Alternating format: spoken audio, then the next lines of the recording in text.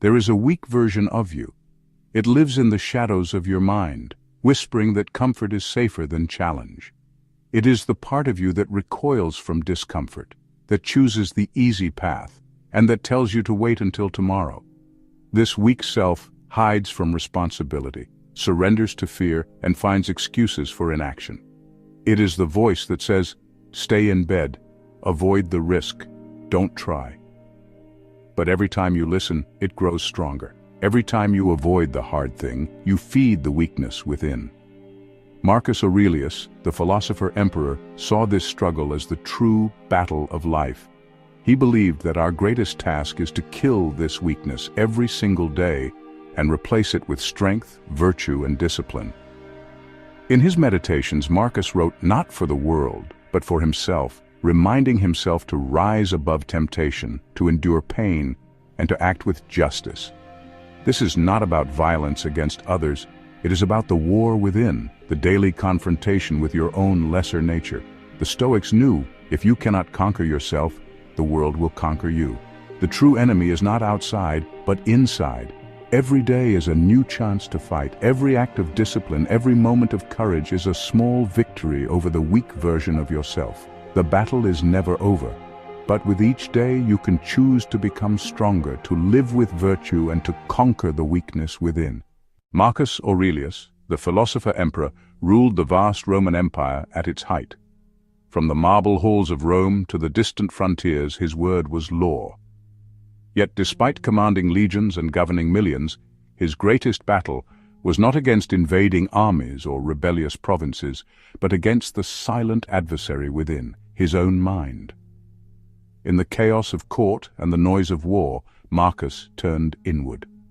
Each morning he rose before dawn, struggling against the urge to remain in the comfort of his bed. He wrote in his meditations, not for the world, but as a private record of his daily fight to rise, to resist pleasure, and to endure pain. He confessed his struggles openly, the temptation to sleep late, the lure of comfort, the pain of duty. He wrote, "At dawn, when you have trouble getting out of bed, tell yourself, 'I must go to work,' as a human being." Even as emperor, Marcus faced loneliness, betrayal, and the constant threat of war. But he saw weakness as an enemy that stalks us daily, an enemy more dangerous than any barbarian at the gates. In his writings, he often addressed himself as if speaking to a weaker double, urging himself to act with courage and discipline. He reminded himself that every day, the weak version must be confronted and overcome. Through discipline, reflection, and relentless honesty, Marcus Aurelius chose every day to kill the weakness within, and in doing so became the strongest version of himself. The Stoics taught that weakness is not an external enemy. It is the silent force within us all. It hides in our habits, our thoughts, and the choices we make when no one is watching. Sometimes, it is the voice that urges you to hit snooze, to skip the gym, to scroll endlessly instead of working on your dreams.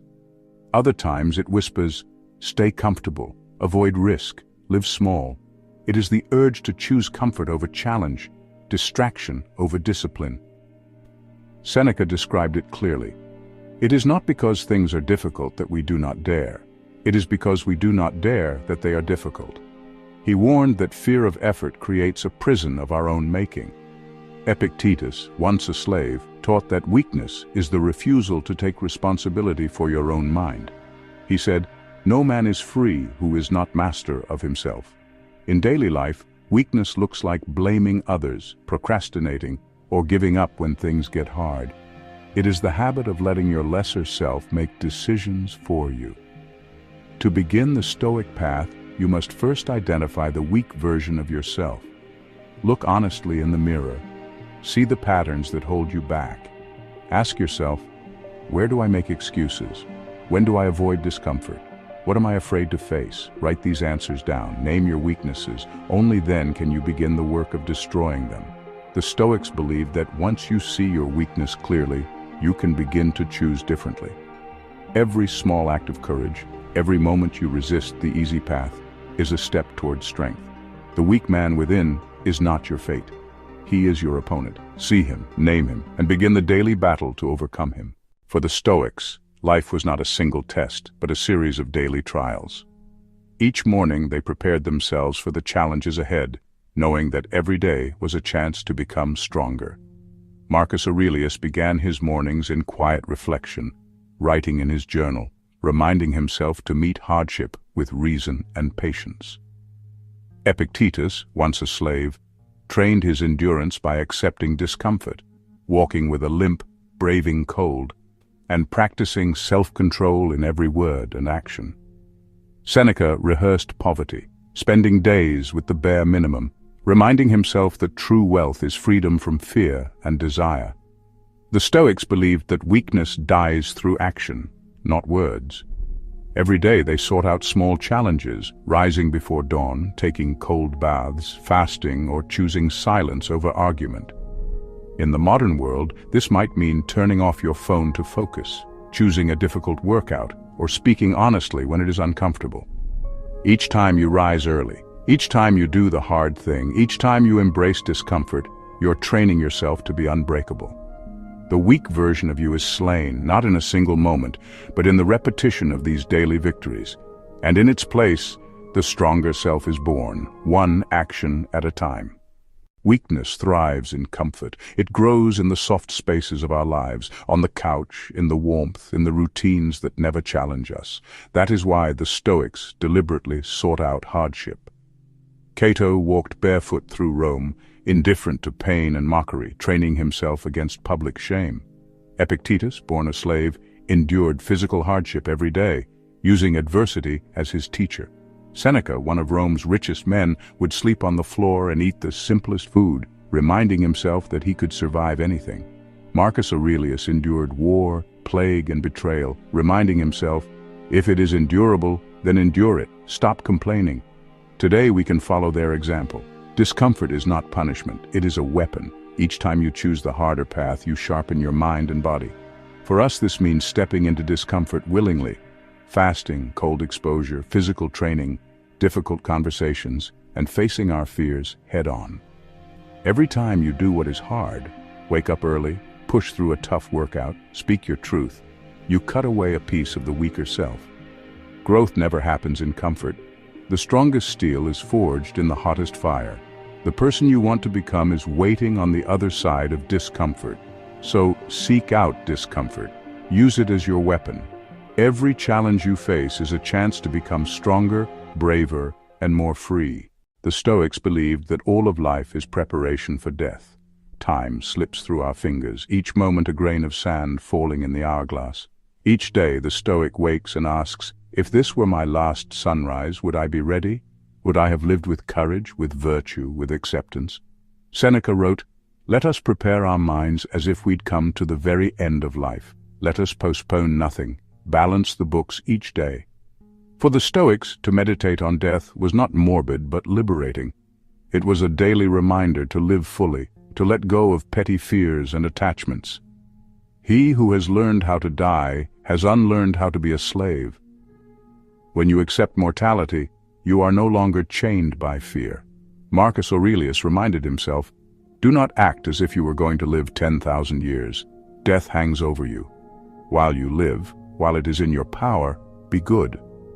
The man who is unafraid of death cannot be controlled by threats, cannot be broken by loss, cannot be manipulated by desire.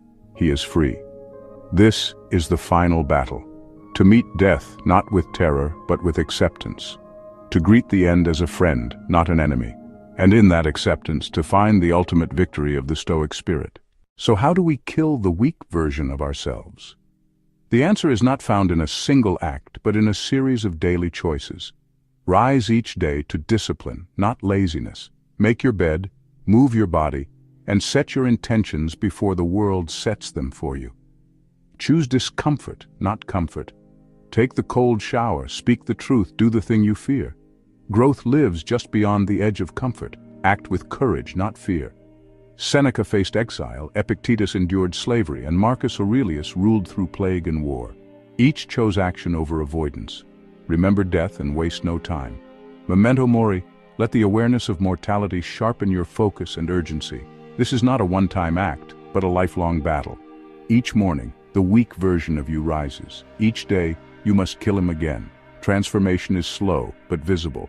Track your progress. Celebrate small victories.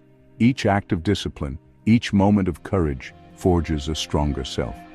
Marcus Aurelius did this as emperor. Epictetus did it as a slave. Modern men and women do it in gyms, offices, and homes, wherever weakness appears. Their message is the same. Weakness dies only when you act with strength. The stronger self is not given, it is built, one choice at a time. The choice stands before you every single day. Will you choose the path of comfort or the path of growth? The easy excuse or the hard discipline? Every moment you decide to remain the weak version of yourself or to rise as the strong. The Stoics chose strength, even when it was hard. Marcus Aurelius faced betrayal and loss, yet chose virtue. Epictetus, born a slave, chose freedom of mind. You too can choose to kill the weak version of yourself by taking action, by facing discomfort, by refusing to surrender to fear. Each time you choose courage over comfort, you become stronger. Each time you act with discipline, you move closer to mastery. And you will discover, as Marcus Aurelius did, that no power on earth is greater than self-mastery. If you wish to continue this path, watch my video on how the Stoics made themselves untouchable in a weak modern world. Subscribe for more wisdom and strength. And remember, the first battle is always within. Choose strength. Choose action. Become the master of yourself.